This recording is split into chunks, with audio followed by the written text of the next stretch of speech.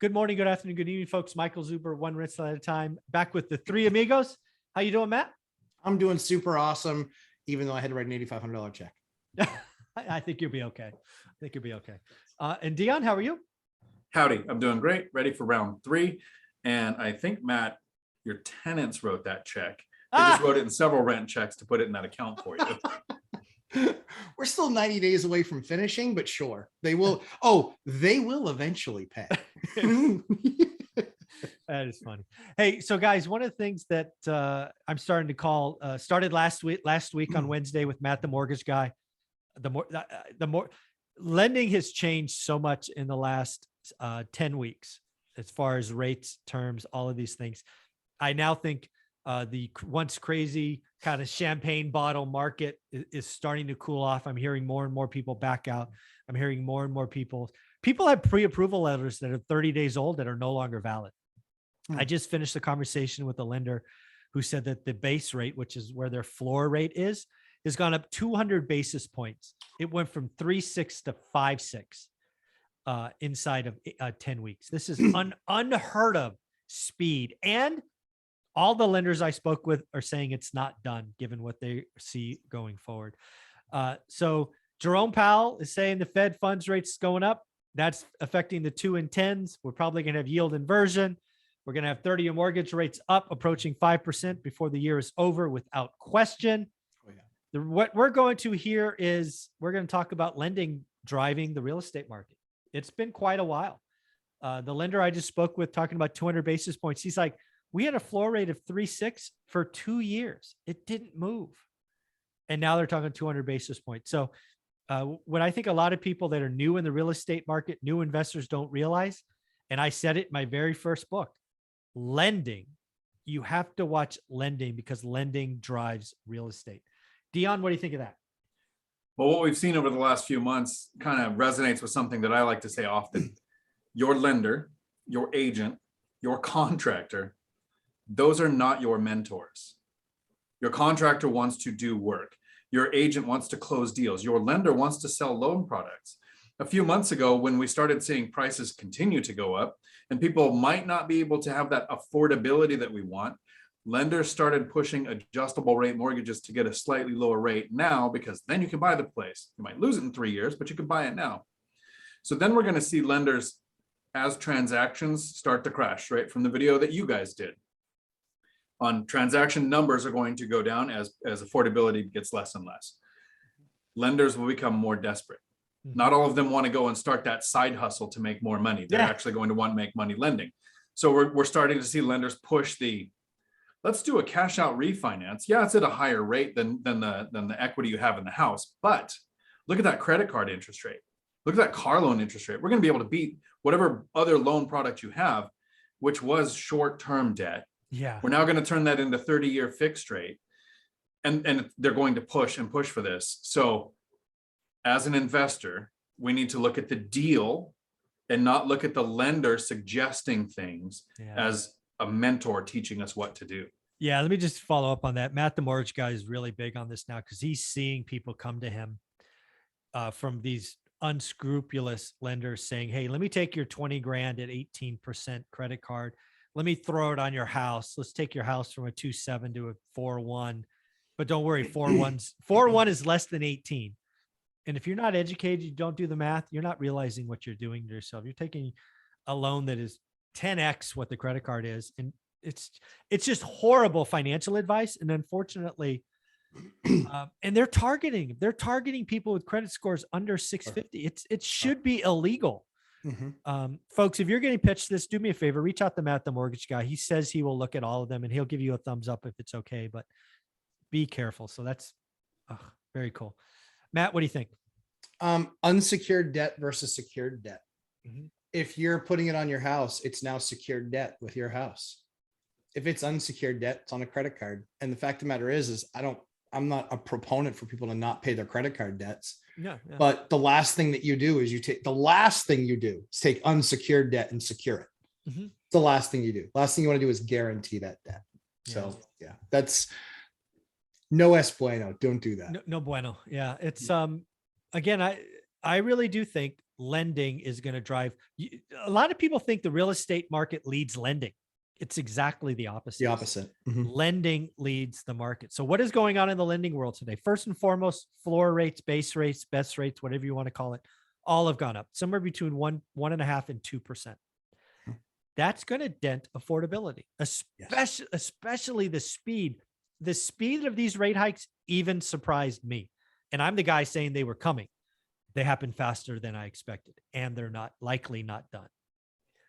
The other thing we're seeing is lenders are getting tighter, right? I just had a conversation with a mortgage broker. I think the video comes out Sunday. Non-QM loans are getting picky about LLCs. Think about that. Oh yeah, for sure. Right? Conventional loans can't do LLCs. Non-QM lenders, like they're getting run over with a fine-tooth comb now, because again, lenders remember LLCs walking away. That's right. That's right. So lenders are getting tighter. They're getting nervous. They're going to create more products. Some of these boiler rooms are just going to hurt people. It's an interesting time. Dion? Yeah. Well, you mentioned earlier that people have loan approvals from over 30 days that are no longer valid. And there's a couple of reasons. Not valid. As the rates go up, what that person could qualify for, the cap on what they could qualify for, has changed. And I don't know how much of this I can share. I made an offer on a fourplex that came out Friday. Okay. A month ago, it would have had 5 offers on Saturday within hours. I watched it Saturday, and I watched it Sunday. No offers. So Sunday night, I make an offer. I'll just share. It was listed for 1.3. I offer 1.1. They come back with, hey, we have multiple offers. Magically now, all of a sudden that I've made an offer, there's multiple offers. They say, come back with your best and final. I come back with 1.1. Seller says, no one else's offer beats your offer, but we're not going to take it. And I said, great. My offer lasts until Friday. If you want less, ask me next week. Because rates are continuing to go up. We're going to see more and more of that. Where as rates go up, things are going to sit on the market for a few days. And it doesn't take much, because that property makes sense for me with my numbers at 1.1. It does not make sense at 1.11. Like that's my limit, and I'm not going to chase it any further. But it wouldn't even be an option a month ago, because now buyers are pulling back going, oh, this is not the right time. This is exactly what I've been telling people is coming for the last 60 or 90 days. All of you kept telling me, it's not happening in my market.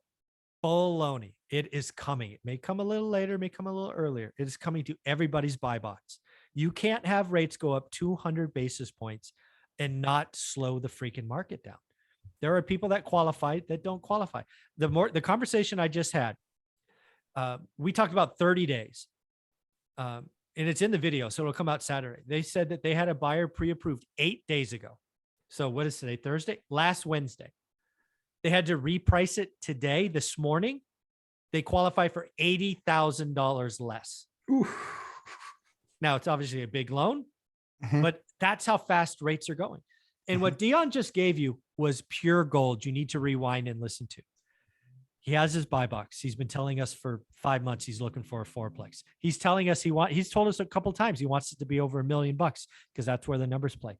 Then he tells us the listing comes out, no offers, a couple of days. He writes one. He knows his numbers. 1.1 is a great deal. He's willing to go to 1.11 and he's out. That's what everybody should do. Don't chase the market. The market is coming to us. One rental at a time, people. The market is coming to you. I've been telling you it's coming. It's going to happen. It's going to happen for all of you. You should be wildly excited, but do the work. Now is the time to do the work. It's going to take all of you new people 60 or 90 days to learn, but it's the perfect time. The summer is going to be amazing. It'll be pretty fun. It's going to be pretty fun. Get ready. Do the work now. Dion, I'm so proud of you. Let us know how this goes. That's so exciting. Oh, I'm shivering or goosebumps from that. That's pretty cool. I am too, because I still haven't heard anything, which means they haven't taken another offer. That's exactly right. Yeah. Exactly. Because they had one more offer, they'd tell you. Exactly. And it ain't Friday yet. So I think, I like it. I mean, there was a deal that I just closed on. It was Monday.